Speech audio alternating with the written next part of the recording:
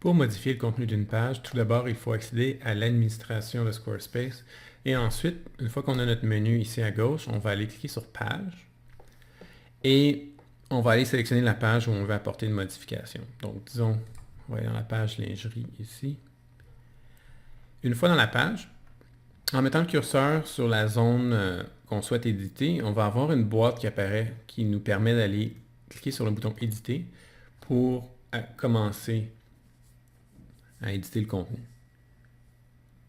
Une fois qu'on est passé en mode édition, on peut aller sur n'importe quelle zone qu'on souhaite modifier. Et comme toujours, lorsqu'on met le curseur sur une zone modifiable, on va avoir l'option Éditer, comme ça ici, qui nous permettrait d'aller changer, dans ce cas-ci, l'image. Donc, si je voulais, par exemple, retirer l'image pour la remplacer par un nouveau logo, je cliquerais sur Remove ici. Et puis, je cliquerais sur Ajouter une image, qui me permettrait d'aller sélectionner une image dans la banque d'images sur mon ordinateur. Donc, dans ce cas-ci, je ne vais pas faire de modification. Donc, ça me permet de vous montrer. En bas ici, normalement, on aurait cliqué sur Sauvegarder pour sauvegarder la modification, mais dans mon cas, je ne veux pas retirer l'image, je vais juste canceller ma modification. En cliquant sur Cancel ici, il va me demander est-ce que vous êtes bien sûr de vouloir ne pas conserver les modifications. Et dans mon cas, je vais dire c'est beau, discard, donc ne pas conserver les modifications qui ont été faites. Donc on voit que mon image n'a pas été retirée, elle est toujours là. Ensuite, on a du texte. Pour tout morceau de texte dans une page de site, lorsqu'on clique dessus, automatiquement, il y a une barre qui apparaît en haut ici, qui contient différentes options. La première option ici, c'est annuler ou refaire, undo, redo, qui nous permet de, si je fais une modification ici, automatiquement, je peux faire undo ici, puis ça l'enlève, ça le remet à l'état précédent. Puis je peux faire redo, ça va remettre le morceau de texte que j'ai ajouté, ou peu importe la modification que j'ai faite. On a le gras, donc si je sélectionne un texte et que je mets gras, automatiquement le texte va apparaître en gras.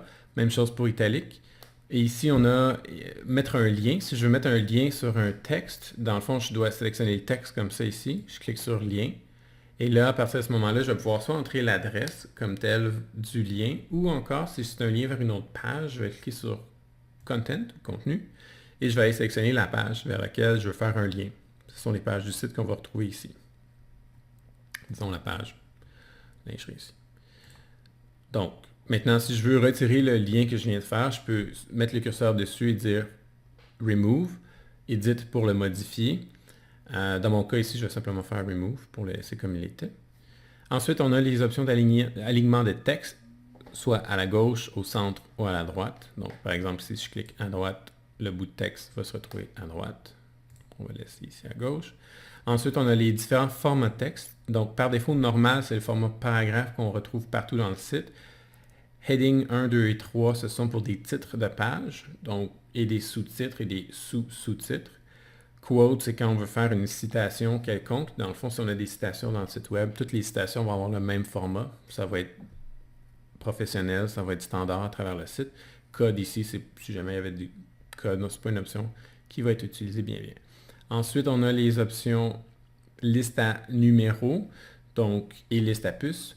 Pour faire une liste comme telle, il suffit de sélectionner des bouts de texte, puis d'appliquer justement la liste, comme dans ce cas-ci, liste 1 et 2, puis là, après ça, si je fais Enter, j'aurai 3, etc. Donc là, je vais faire annuler cette modification. Voilà, on est revenu comme c'était. Ensuite, finalement, on a l'indentation et la désindentation de paragraphe. Donc, si je sélectionne un bout de texte, ici, je fais indenter, ça va l'avancer comme ça. Si je fais réduire l'indentation, ça va le remettre où ce qu'il était. Finalement, ici, on a l'option pour coller un texte seulement. Si, par exemple, vous aviez copié une source, un bout de texte qui était dans une source avec des couleurs de toutes sortes, et avec du gras et de l'italique, mais vous voulez garder uniquement le texte, il suffit de cliquer sur coller en tant que texte seulement pour avoir uniquement le texte sans la mise en forme de la source d'origine. Ensuite, on a une option ici qui nous permet, si jamais on avait du formatage dans notre page qu'on voulait éliminer, comme par exemple ici j'ai du gras, ça va fonctionner, ça va enlever tout ce qui est formatage, donc gras, italique, couleur ou texte autre, ça va garder que le texte seulement. Donc si je fais ça ici, on voit que le texte est maintenant simplement en texte pur, sans gras. Donc là, ici, je peux faire annuler pour remettre le gras comme c'était. Et finalement, ici, la petite poubelle. Comme toujours, la poubelle, c'est pour retirer le bloc de texte. Dans ce cas-ci, on n'a pas besoin de faire ça. Mais c'est donc comme ça qu'on pourrait retirer un bloc de texte. Finalement, on a dans cette page-là des galeries d'images pour chacune des marques. Encore ici, même chose, je mets mon curseur dessus, je peux cliquer sur le bouton éditer et aller modifier l'image. Soit en mettant mon curseur dessus, je vais avoir l'option de retirer l'image, ou encore si je veux ajouter une autre image, je pourrais tout simplement cliquer sur ajouter une image et là j'irai choisir une image parmi mes fichiers. Donc voilà, encore ici les mêmes boutons sauvegarder, retirer la galerie d'images au complet et annuler. Dans mon cas ici, je vais faire annuler parce qu'il n'y a pas de modifications à faire qui ont été faites ici. Donc voilà, c'est le même concept pour tous les autres items dans la page. Une fois qu'on a fini nos modifications, c'est important de cliquer sur sauvegarder pour sauvegarder toutes les modifications. Et dans mon cas ici, je peux faire simplement annuler aussi vu que on ne veut pas garder les modifications qu'on a faites. Donc on va faire ici discard.